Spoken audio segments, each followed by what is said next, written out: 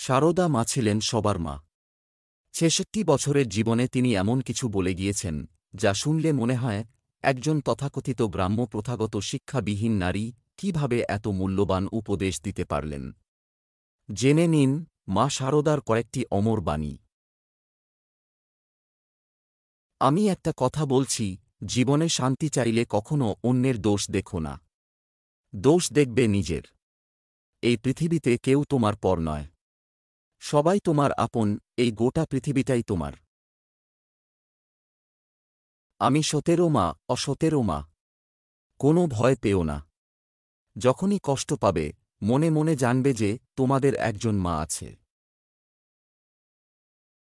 এই জগতে ভাঙতে সবাই পারে, কিন্তু গড়তে পারে কজন?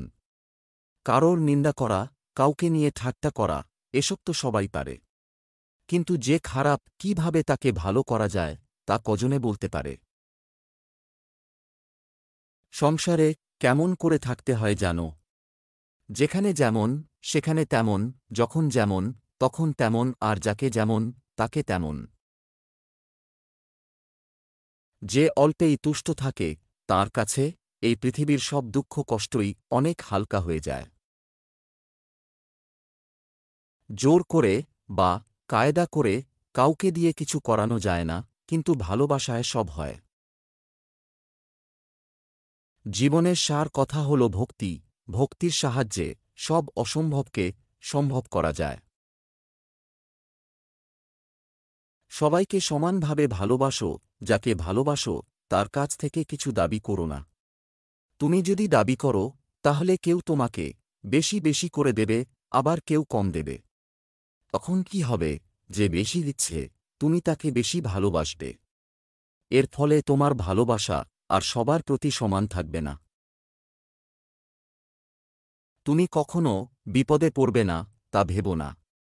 খারাপ সময় সবার জীবনেই আসে, তবে তা বরাবর থাকবে না। সেতুর নিচ দিয়ে জল যাওয়ার মতোই খারাপ সময় কেটে যাবে। ভয় পেও না।